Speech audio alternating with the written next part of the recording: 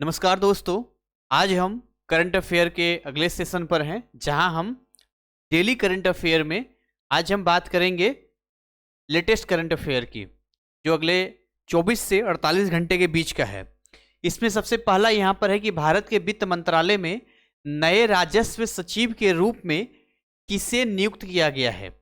हाँ, एक बात और मैं आपको बता देना चाहूँगा, ये हमारा टेलीग्राम चैनल है, लिंक हमने डिस्क्रिप्शन में दिया है, वहाँ जाकर ज्वाइन हो जाइए। ये पीडीएफ आपको वहाँ पर मिल जाएगा।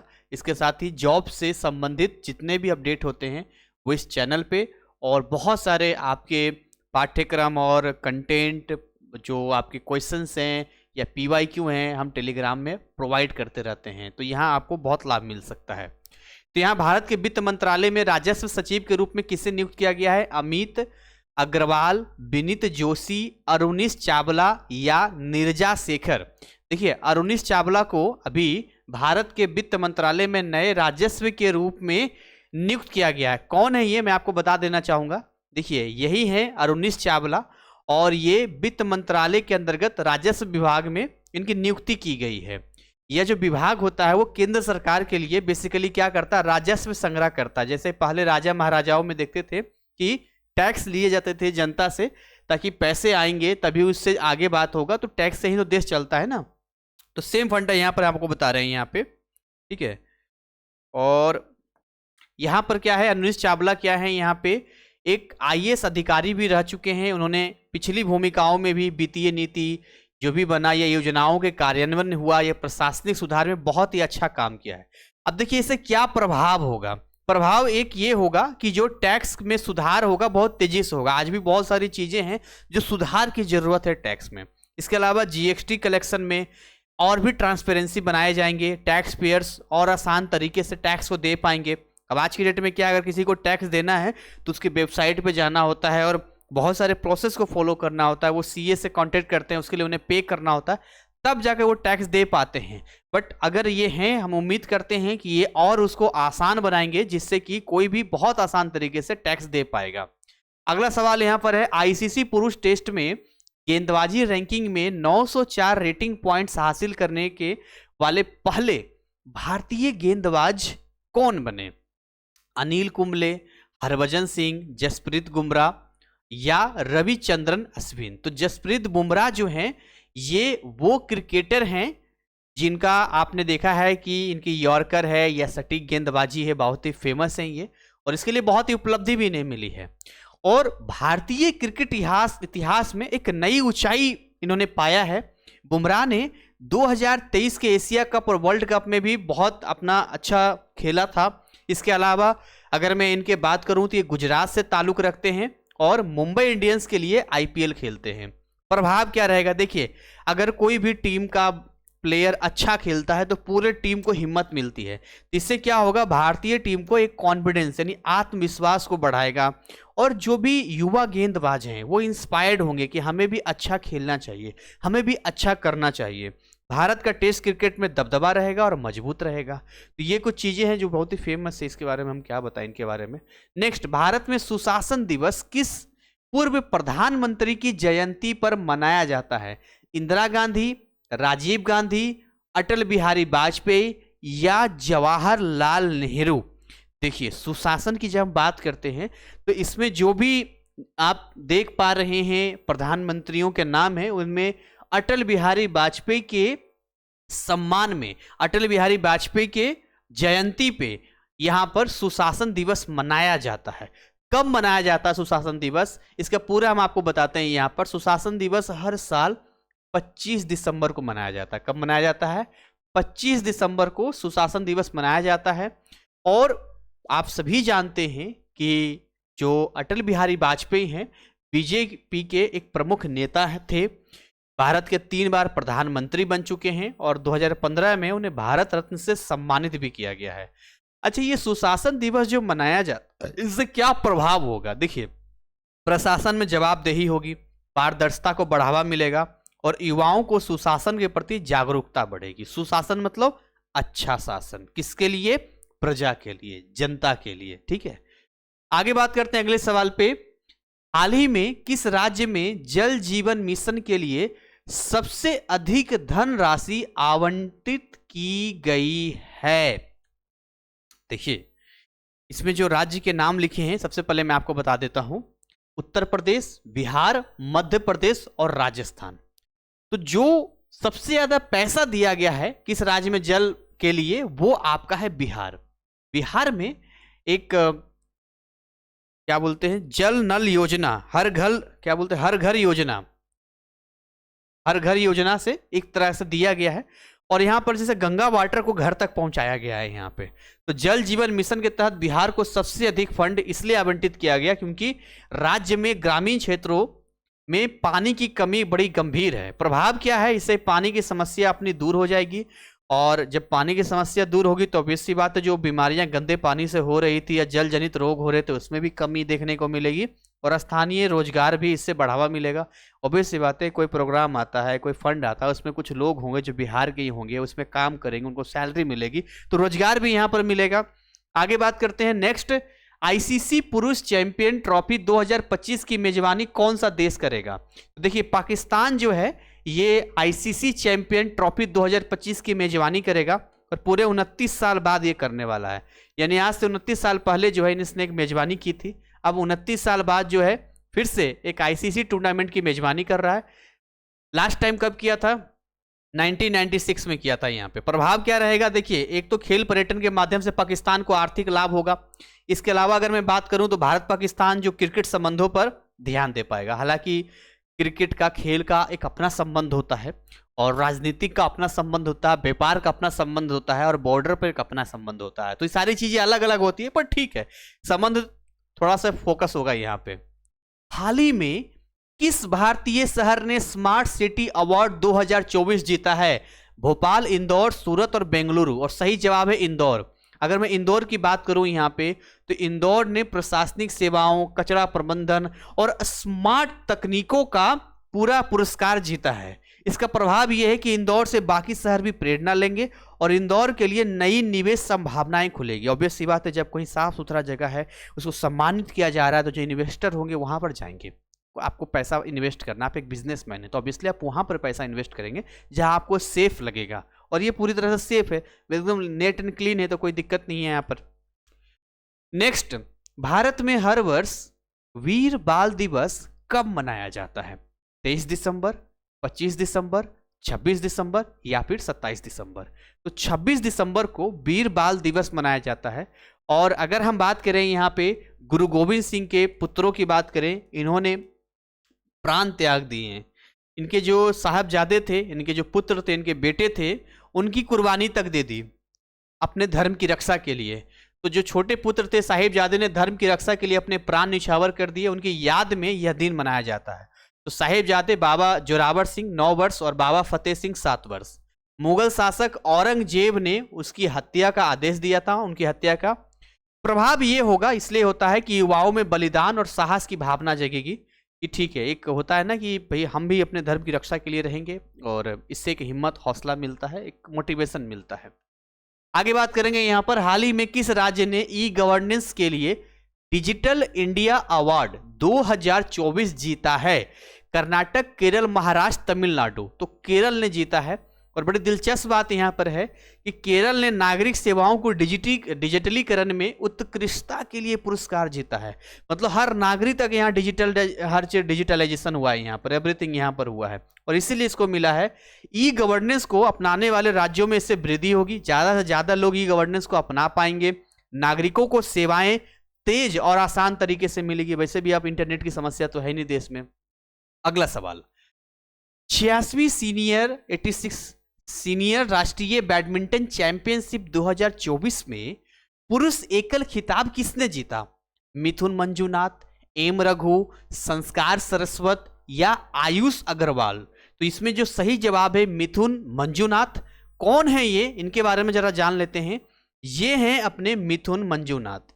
अब इनकी अगर हम बात करें तो बैडमिंटन में इनका जो स्किल है, इनका जो कौशल है बहुत ही बढ़िया है, जिसकी वजह से इनका एक खिताब मिला है।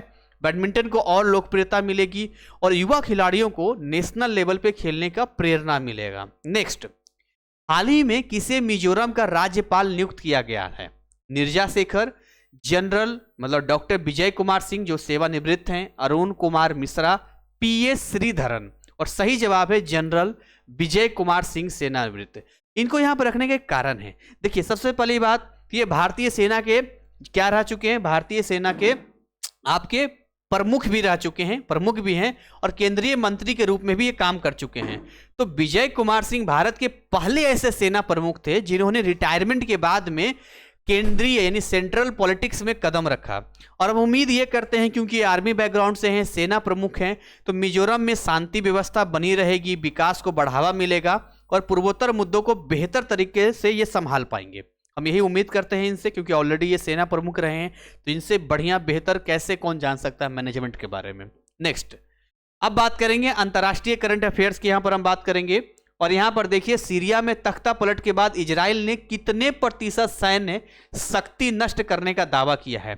तो 80% ऐसा कहना है इजराइल का कि हमने सीरिया में 80% जो तख्ता पलट है सैन्य शक्ति का, वो हमने खत्म कर दिया है।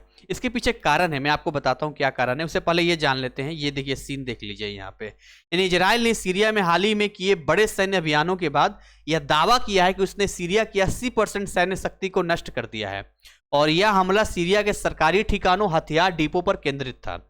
प्रभाव यह है कि सीरिया की सैन्य क्षमता पर भारी प्रभाव पड़ेगा, मध्य पूर्व क्षेत्र में तनाव और बढ़ेगा, और वैश्विक राजनीति में इजराइल की भूमिका मजबूत होगी। अब आपको समझाना चाहेंगे यहां पर कि इसका सीन क्या है। देखिए, जैसे मान के चलिए, अगर मैं आपको मैप के जरिए यहां पर बताऊं, यहां पर ईरान है, मैं आपको मोटा मोटी बताता हूं, ये ईरान हो गया आपका, सब तो टच ही है यहाँ पर। ये आपका सीरिया हो गया यहाँ पे, ठीक है, ये इराक है यहाँ पे, और यहाँ पर जो है फिलिस्तीन है बीच में ना। चलो मैं फिलिस्तीन की जगह इजराइल लिख देता हूँ, फिलिस्तीन का जिक्र यहाँ क्यों करूँ, मैं इजराइल लिख देता हूँ समझाने के लिए। ये इजराइल है, मान लो मैंने यहाँ लिख दिया, यहाँ पे इजराइल लिख दिया। तो अभी यहाँ पर क्या है, यहाँ जो आप दिख रहे हैं यहीं पर हिजबुल्ला है, लेबनान है, यहीं पर है, ये लेबनान है, ये लेबनान हो गया यहाँ पे। तो सीन कुछ इस तरीके से था, सीन ऐसा है कि इजराइल और ईरान ये दोनों कट्टर दुश्मन है ना, ये दोनों कट्टर दुश्मन है, दोनों एक दूसरे को देखना नहीं चाहते हैं। अब सीन यहां पर यह था कि देखिए, ईरान हिजबुल्ला को सपोर्ट करता था, यहां लेबनान को करता था, और वो जाता कैसे था, सीरिया से होकर जाता था यहां पे। अब ईरान के पास जो सैन्य शक्ति है, जो विमान का है, वो इजराइल को हमेशा परेशान कर रहा है यहाँ पे। अब इजराइल के पास भी वायुसेना है, लेकिन चक्कर यह है कि इसका जो मैक्सिमम है वो 2700 किलोमीटर, ऐसे 2200 किलोमीटर का रेंज है इसका, इजराइल का 2200 किलोमीटर जा सकता है, पर अगर डबल टैंक करेगा तो 2700 किलोमीटर जाएगा। लेकिन इसको वहां से जाने में और वापस आने में एटलीस्ट कम से कम 3000 किलोमीटर का रेंज चाहिए, और जो कि इसके पास नहीं है।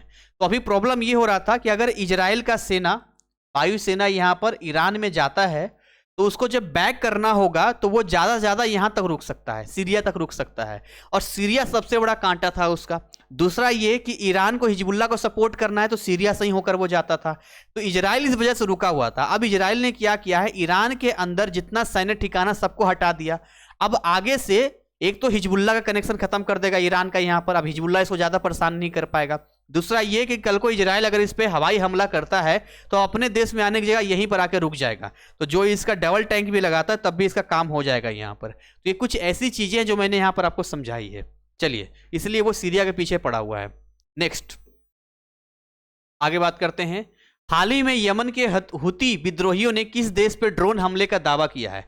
देखिए, हुती विद्रोहियों ने इजराइल पे किया है। अच्छा, इजराइल पे करने क्या कारण है, मैं आपको थोड़ा समझाना चाहूंगा, बताना चाहूंगा। देखिए, अब इनका क्या कहना है हुती विद्रोहियों का, इजराइल ने जब जिन जिन से दुश्मनी लिया है ना, उनको अब तक टारगेट किया है। अब ये रहा ईरान, और ईरान के अंदर है हुती विद्रोही, है ना, ईरान नहीं, इराक था, ईरान नहीं, हुती विद्रोही इराक में है। तो हुती विद्रोही यहां पर है, तो हुती विद्रोही ने इसको, दोनों में चल रही थी अपना, तो इसने टारगेट किया, यहां पर इनमें लड़ाई चल रही है, तो हुती विद्रोही ने क्या किया, इजराइल में जो है यहां पर क्या कर दिया, ड्रोन से हमला कर दिया। यहां पर देखिए यमन, अरे मिस्टेक हो गया, सॉरी, इराक नहीं यमन है, ये हुती विद्रोही यमन का है, याद रखिएगा, इराक ईरान का नहीं है। तो यहां पर क्या है, यमन के हुती विद्रोहियों ने इजराइल पर ड्रोन हमले करने का दावा किया है और यह क्षेत्रीय संघर्ष ईरान समर्पित प्रभाव को दिखाता है। तो यमन और इजराइल के बीच में और तनाव बढ़ जाएगा यहाँ पे, और मध्य पूर्व में शांति प्रक्रिया और प्रभावित हो जाएगा यहाँ पर। तो ठीक है, यहाँ पर ये जिद्दी लोग हैं अपना लड़ाई, और इजराइल तो भी कम नहीं है, वो भी कम थोड़ी जिद्दी, जिसको दुश्मन एक बार मान लेता है तो फिर छोड़ता नहीं उसे। तो आप अच्छे से जानते हैं इजराइल को। पाकिस्तान के खैबर पख्तूनख्वा प्रांत में हाल ही में हुए आत्मघाती हमले में कितने लोग मारे गए? ऐसे 8 लोग मारे गए। अच्छा, लड़ाई चल क्यों रही है? देखिए अभी चक्कर क्या है, जैसे ये मान लो पाकिस्तान है, ठीक है, तो पाकिस्तान जो है ना, इसने सबसे पहले जो है तालिबान को पैदा किया।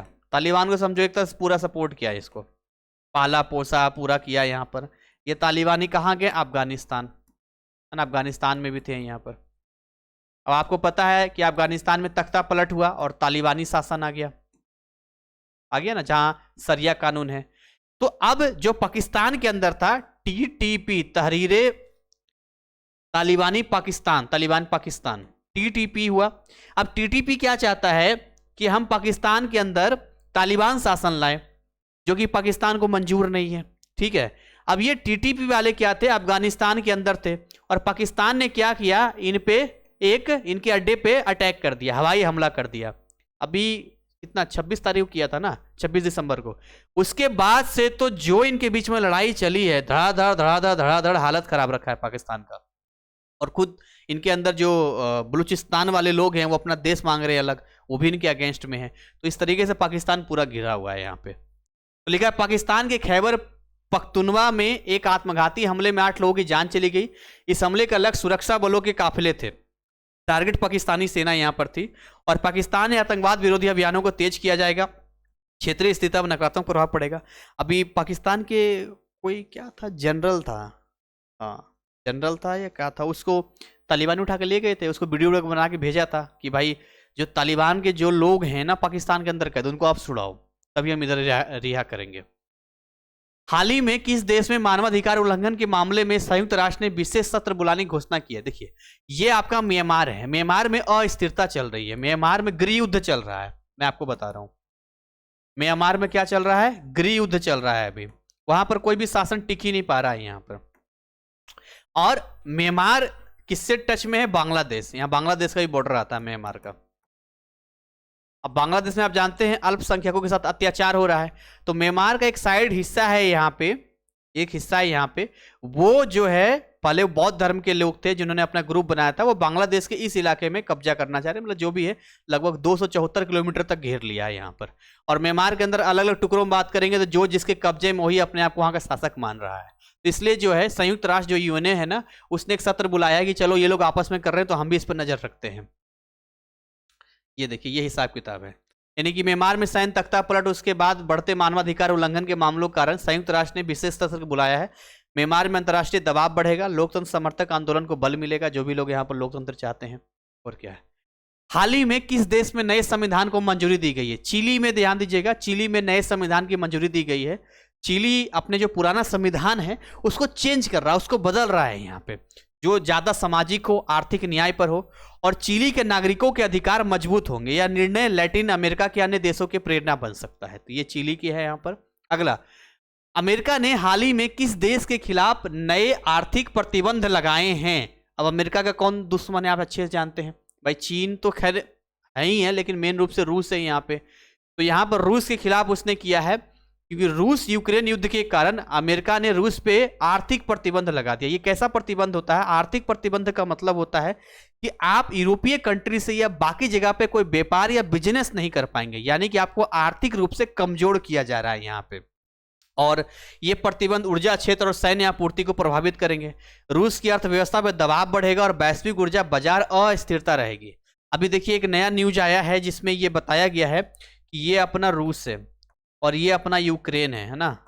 तो अब गैस पाइपलाइन जो है वो कैसे जाता है? रूस का गैस पाइपलाइन यूक्रेन से होते हुए जाता है, कितना 3 या 4 यहाँ पर है जो अलग अलग तरीके से जाता है, और 5 साल का एक एग्रीमेंट होता है। अब रिन्यूएबल कर ही नहीं रहा है यूक्रेन। अब इसका असर स्लोवाकिया, हंगरी, ये पूरी तरीके से रूस के गैसेस पर ही काम करते हैं। अब खरीदने को अमेरिका से भी खरीद सकते हैं, लेकिन उसको पहले 60 डिग्री सेल्सियस पे ठंडा कीजिए, उसको फिर ट्रांसपोर्ट कीजिए पानी के जहाज से, फिर यहाँ पहुँचेगा तो उसके बाद उसको फिल्टर कीजिए, तब जाकर उसका इस्तेमाल करते, खर्चा बहुत ज़्यादा बढ़ जाता है। अब देखिए तुर्की से बात की जा रही है, तुर्की इसके बगल में, हो सकता है ये गैस पाइपलाइन ऐसे करके जाए यहाँ पर, मे भी पॉसिबिलिटी है यहाँ पे। तो ये चीज़ें हैं जो रूस को यहाँ पर टारगेट किया गया है। आगे बात करते हैं, हाल ही में किस देश ने अपना पहला आर्टिफिशियल इंटेलिजेंस आधारित युद्ध ड्रोन लॉन्च किया है? और वो इजराइल है। इजराइल ने यहाँ पर लॉन्च किया है। अगर इजराइल की बात करें तो इजराइल ने एआई आधारित युद्ध ड्रोन लॉन्च किया है, और उससे क्या होगा कि वो स्वचालित हथियार प्रणाली का एक नया उदाहरण है। मतलब जैसे कि खुद ही वो हथियार चलाएगा। अभी सैनिक होता है और सैनिक को रहना पड़ता है, तब जाके वहां उसको कंट्रोल करता है तो होता है, और एआई आ जाएगा, उसके बाद दूसरा से कुछ भी आएगा तो ऑटोमेटिक निश्चिंत रहिए, बस एआई खाली अपने एक सिस्टम में एक सॉफ्टवेयर डाल दीजिए और फटाफट दुश्मनों को मतलब करता रहेगा ये। तो वो लाया है, और मुझे लगता है कि एक शुरुआत है, और ये अगर आ जाता है तो समझ लीजिए इनडायरेक्टली मशीनों का युग आ जाएगा यहाँ पर। सैन्य तकनीक में इजराइल की अग्रणी भूमिका है, और अंतर्राष्ट्रीय हथियार दौड़ तेज हो सकती है, ये बहुत ही खतरनाक हो सकता है एआई का। नेक्स्ट, रूस यूक्रेन युद्ध के दौरान हाल ही में यूक्रेन ने किस शहर पर दोबारा कब्जा करने का दावा किया है?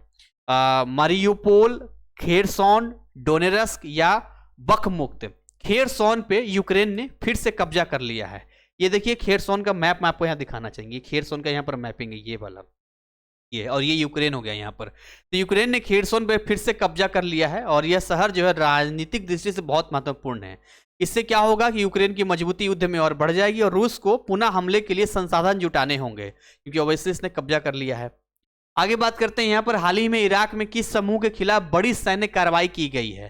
ध्यान दीजिएगा, तालिबान, अल कायदा और हिजबुल्ला तो पहले से हैं, लेकिन ये जो आईएस वाले लोग हैं ना, ये फिर से जाग चुके हैं। तो इराक के अंदर फिर से किया गया, लेटेस्ट न्यूज में आपको बता रहा हूं कि अभी फ्रांस ने सीरिया के अंदर जो आईएस के ठिकाने थे, वहां पर वायुसेना की मदद से ऊपर से मिसाइल दागा है, और इसके अड्डे को खत्म किया है यहाँ पे फ्रांस ने। अभी लेटेस्ट में बता रहा हूँ, आप चेक कीजिएगा न्यूज में। तो आईएस वाले को रोकना बहुत जरूरी है, क्योंकि इतना आपस में लोग लड़ाई लड़ रहे हैं। अभी अमेरिका ने सबने दबा दिया था कुर्द बलों की सहायता से, अब फिर से अगर ये जाग जाते हैं तो ये बड़ी खतरे वाली बात है, पूरी दुनिया के लिए है ये। आगे बात करते हैं, देखिए इराक ने आईएसआई के ठिकानों पर हमले किया है, उनके कई सदस्यों को गिरफ्तार किया है। इससे क्या होगा, कमी आएगा आतंकवादी में, और इराक में जो सुरक्षा की स्थिति है और बेहतर हो पाएगी। हाल ही में किस देश ने अपने स्पेस स्टेशन पे 3 नए अंतरिक्ष यात्री भेजे हैं? अमेरिका, भारत, चीन और रूस। चीन ने भेजा है, और ये अपने आप में बड़ी एक हैरान करने वाली बात है कि चीन ने अपने तियांगोंग स्पेस स्टेशन पे 3 अंतरिक्ष यात्रियों को भेजा है। यह चीन के अंतरिक्ष कार्यक्रम में एक बड़ी उपलब्धि है, ये बहुत बड़ी उपलब्धि है। ठीक है, आगे हम बात करें यहां पर, तो ये कह रहा है कि चीन की अंतरिक्ष प्रौद्योगिकी में प्रगति को बल मिलेगा, वैश्विक अंतरिक्ष प्रतिस्पर्धा और बढ़ेगी। यहाँ पे इंटरनेशनल लेवल पे कंपटीशन बढ़ जाएगा कि हम भी भेजेंगे जी, हम भी भेजेंगे कुछ इस टाइप का। अब अंतरिक्ष का कुछ यहाँ पर न्यूज देख लेते हैं, यहाँ पर करंट अफेयर देख लेते हैं। हाल ही में इसरो ने कौन सा नया उपग्रह लॉन्च किया है? GSAT-24 EOS 07 PSLV C56 Aditya L1। Last class में भी हमने आपको बताया था कि आदित्य L1 को हाल ही में इसरो ने लॉन्च किया है, और इससे फायदा क्या होगा? इससे फायदा यहां पर यह होगा कि ये सूर्य के नजदीक रहेगा, तो यहां जितनी भी एक्टिविटी होगी वो हम अपने पास मंगवा सकते हैं, हमें अपडेट मिलता रहेगा। रीजन समझिए, धरती और सूर्य के बीच की दूरी बहुत ही ज्यादा है, और ये पहला ऐसा है जो सफल रहा है। तो अगर ये इसकी ओर मूव करता है तो सूर्य की वजह से धरती पे जो भी सौर तूफान या बाकी चीजें आती है उससे हम अपडेट रह पाएंगे। तो ये भेजा था PSLV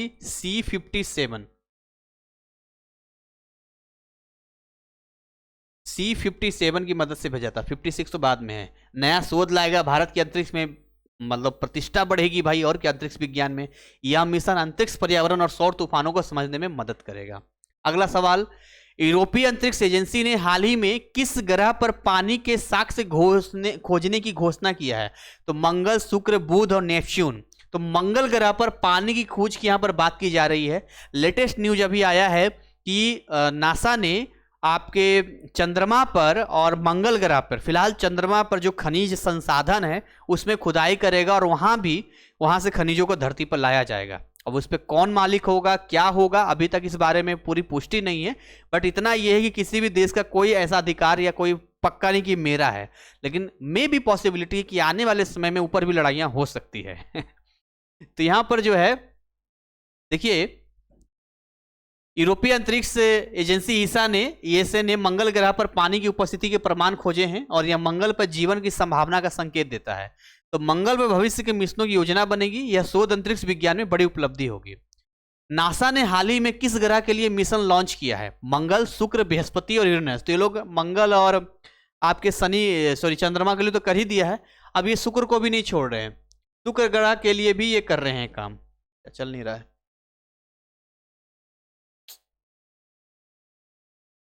ठीक है, शुक्र ग्रह के लिए भी कर रहे हैं और इसका डिटेलिंग मैं आपको यहां बता देता हूं। नासा ने शुक्र ग्रह के वायुमंडल और सतह का अध्ययन करने के लिए नया मिशन शुरू किया है। तो शुक्र के जलवायु और वायुमंडल को बेहतरीन तरीके से समझा जाएगा। पृथ्वी और शुक्र के बीच समानताओं और भिन्नताओं पर शोध किया जाएगा। आगे बात करें, भारत ने हाल ही में किस देश के साथ डिजिटल मुद्रा पर समझौता किया है? जापान, सिंगापुर, ऑस्ट्रेलिया और फ्रांस। देखिए, सिंगापुर के साथ में डिजिटल एजेंसी, डिजिटल करेंसी पे भारत ने, अभी मोदी जी मिले थे, मैं आपको यहां पर पिक्चर दिखा देता हूं, इस तरह से देखिए मिल रहे हैं यहाँ पे। तो भारत और सिंगापुर ने डिजिटल मुद्रा और फिनटेक सेक्टर में सहयोग को बढ़ावा देने के लिए एक समझौता किया है। जो डिजिटल पेमेंट है उसमें और सुधार आ सकेगा, डिजिटल मुद्रा के उपयोग पे ज्यादा फोर्स मिलेगा और दोनों देशों के बीच जो व्यापारिक लेन देन है वो आसान हो जाएगा और यूं कहें तेज हो जाएगा। हाल ही में किस देश ने अपनी पहली हाइपरसोनिक मिसाइल का सफल परीक्षण किया है? चीन, रूस, उत्तर कोरिया और भारत। तो रूस ने जो है अभी परीक्षण किया है और ये देखिए रूस का है, यहां पर अपनी हाइपरसोनिक मिसाइल किया है जो ध्वनि की गति से 5 गुना तेज चलेगा। किसकी? ध्वनि गति से। ध्वनि गति लगभग जो भी आप मान लीजिए उसके 5 गुना तेज जाएगा। यहां पर लगभग 243 मीटर पर सेकंड के आसपास में ध्वनि गति की जो यहां पर है उसका 5 गुना आप कर दीजिए।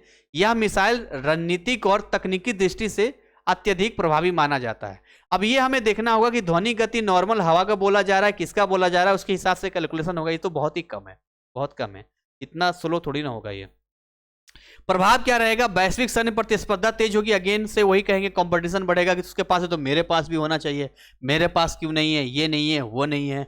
रूस और सैन्य शक्ति को और बढ़ाएगा। अमेरिका और अन्य देशों के साथ में तनाव बढ़ सकता है। रीजन ये है, दोनों आमने सामने आ जाएंगे, फिर अमेरिका कहेगा मेरे पास भी होना चाहिए, तो इस तरीके से फिर ये लड़ाइयां और खतरनाक हो जाएगी।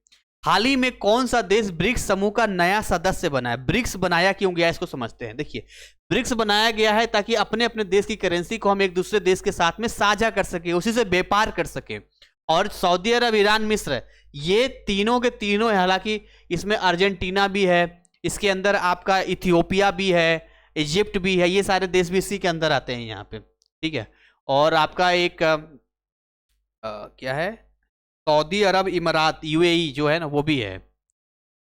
नेक्स्ट यहां पर देखिए, ब्रिक्स ने अपनी सदस्यता विस्तार किया है। देखिए इस तरीके से ये सारे देश यहां पर मिले हैं, यहां पर शामिल किया गया है। ब्रिक्स वैश्विक शक्ति अधिक बढ़ेगी। कैसे अमेरिका ने नेटो है, वैसे ही ब्रिक्स बनाया इधर, एशिया वाले देशों ने इधर मिलकर। वैश्विक अर्थव्यवस्था में पश्चिमी देशों का प्रभाव कम होगा, क्योंकि अभी डॉलर चलता है, डॉलर में पश्चिमी देशों का ज्यादा दबदबा है, जो कि कम करना है।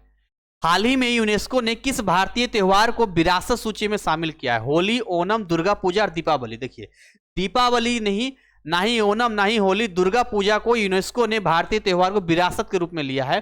पश्चिम बंगाल में दुर्गा पूजा यूनेस्को ने इसको अमूर्त सांस्कृतिक विरासत सूची में शामिल किया है और भारत की सांस्कृतिक पहचान को इंटरनेशनल लेवल पर स्थापित करेगा। पर्यटन को भी इससे बढ़ावा मिलेगा।